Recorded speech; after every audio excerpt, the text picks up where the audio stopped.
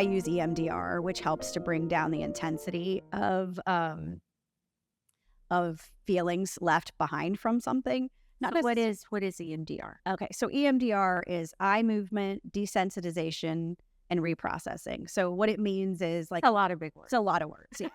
Yeah. Or everyone always looks at me and goes, "Okay, what does that mean?" Yeah. So it means like has to do with rapid eye movement. So when you go to sleep at night and your eyes move back and forth, we reprocess what's happened during the day. But a lot of people have gone through trauma and don't really sleep very well. So they also don't get into that state. So when they say go to bed and sleep on it and tomorrow you'll be better.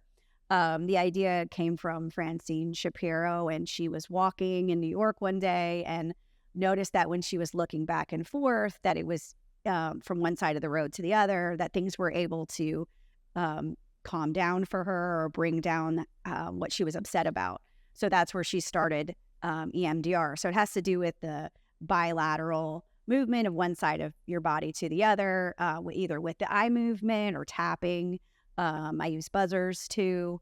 But the idea is one part of your brain to the other part of the brain to keep going back and forth. So you're able to retrains the brain? Yes. You're saying process.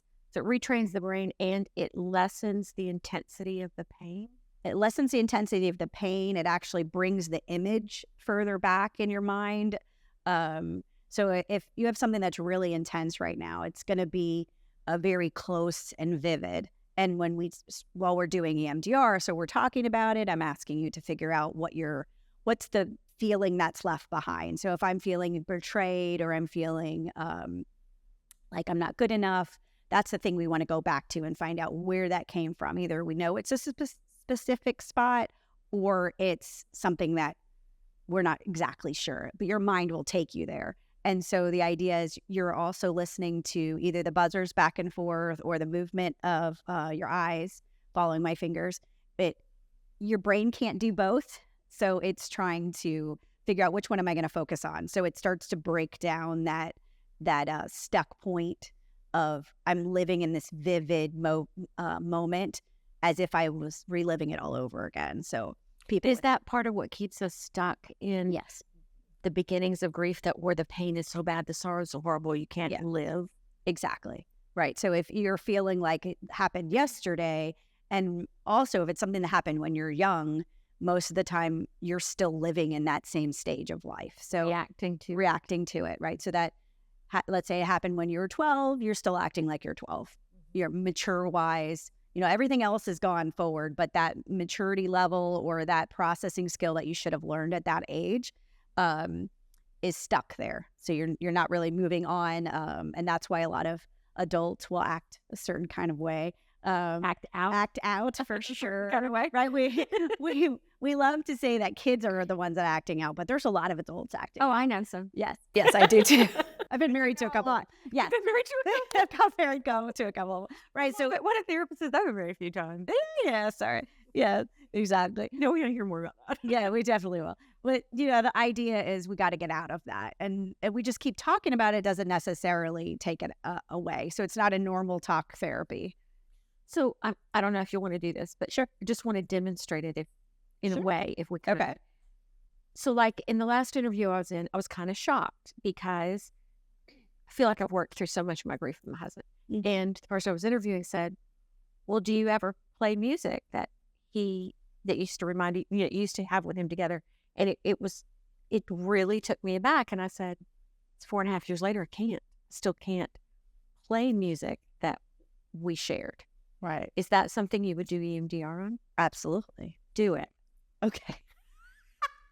Okay, so I don't have my buzzer, so we'll do that. Okay. Eye movement. Let's just show our audience what EMDR is and see if I'm a good candidate. Okay, sounds good. Okay, so what I want you to do is I want you to imagine what you feel like when you hear that music. Oh, so sad. So just mad and sad and awful. Mad and sad and awful. Okay, so I want you to imagine feeling what it's that mad, sad. I want you to close your eyes just for a second, and I want you to notice what it feels like. What do you notice in your body? What you notice, just what thoughts come up.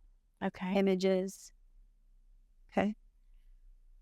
What comes up is him in the house playing music. It feels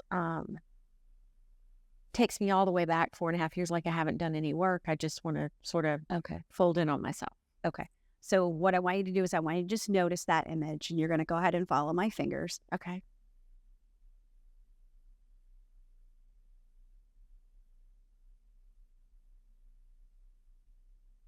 Okay. What are you noticing now?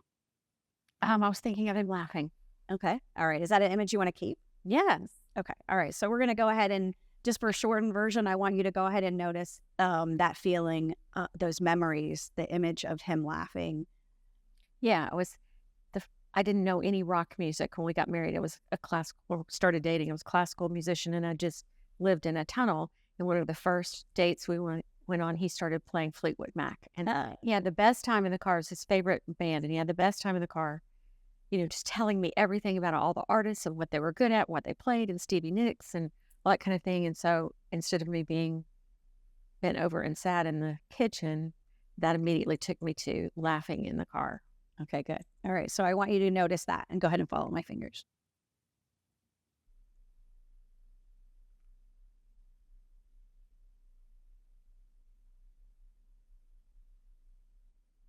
Okay. What are you noticing now?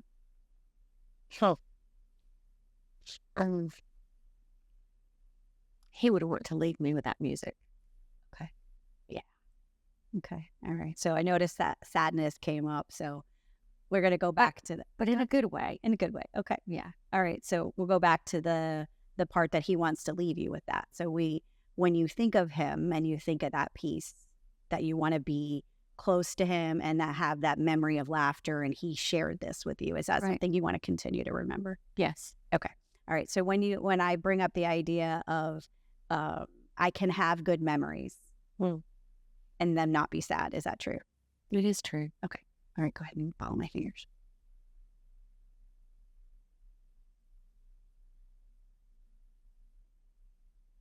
Okay. So that's the one we'll stay with, right? Is that I can have good memories. Yeah. They don't have to be sad. Exactly. All right. So you just rewired my brain. Yes, I did. So we'll check in on that the next time. Okay. Okay. EMDR. So you got a very shortened version, but being able to take it directly from something that was a really sad memory for you to something that reminded you that these are great memories and that we don't have to. Positioned it really fast. It's amazing doing that, just doing your fingers like that and just letting your mind go. Mm-hmm. How the mind, right. And how does that happen? Well, because it's going back and forth from one side of the brain to the other, right? Because we deal with a lot of anxiety on one side and a lot of depression on the other side. So it's allowing your mind to say, oh, this is not one or the other. It could be something else. So allowing for your mind to go through that for a second. And if we had continued on the sadness side, I probably would have pulled out a lot of other stuff, because the way the memory works is like, you ever put cords in a drawer and went to go pull one out and the rest of them all come with it. That's how the memory is stored. So they're not compartmentalized like we think they are. They're just kind of a jumble. And so one memory will bring another memory out. And a lot of times people will say, I have no idea how we got to that. So this we just stayed on that one thing because we didn't go very far with it. But the idea was to switch it, right? So that way, that's how grief gets resolved with EMDR, is by saying, okay, we don't have to stay in the sadness part. There was so much. That's why we're sad, because we missed the good things. And so now we're on to remembering the good things, and that's doesn't have to be bad. So when somebody comes to you and they're not admitting grief, but they have other signs, what are the other signs that let you know they're grieving something? Well, there's a lot of anger, especially men. That's their number one emotion, is to say, because it's acceptable for them. It's acceptable to say that I'm angry that this person is gone, or I'm angry. Sadness has not been an emotion that's been acceptable for boys or men. Shut up and, I'll give you something to cry about, So the idea is that a lot of anger about not necessarily that person is gone or that event is gone, but they just can't figure out why they're so angry all the time. And so that's a lot of times we figure out where that anger comes from just by let's just go through, what does anger mean? When you think about being angry, close your eyes and notice what that feels like, and your mind will go to places. And then we just keep going with the EMDR. I've heard it said that anger is a secondary emotion. It's not a primary emotion. So It's even though we're expressing anger, it's connecting to pain or fear, hurt, jealousy, it's the acceptable version of those. Nobody wants to say that they're jealous about something, so it's easier to say they're angry. But they all are a root of each other. When somebody's hurt, that a lot of times that's how it comes out in their explosive anger, or their get away from me, or isolating. But they all have that same explosive nature, which we consider, people will easily say anger because of that. We were just doing an interview. I was just doing an interview with a woman who just tremendous abuse in her family toward her mother and toward her. And the thing that kept coming up in her interview over and over and over again was, she said, I'm just so angry. Or I was so angry as a child. I was so angry. I'm still angry. And I couldn't figure out. And she acts in life like truly one of the most joyful people you'd want to be around. She does not show that anger, right? But I wondered how she got from all that anger to this place she lives in a fairly healthy way now, where she's pretty peaceful. She's pretty joyful. Right. I wonder what that journey was. Well, and I wonder as well, but I think a lot of people are able to separate those pieces after a while, that I'm no longer going to take that with me. That could have been through a lot of therapy, or just recognizing that the more I put focus on anger, the more it's going to take over.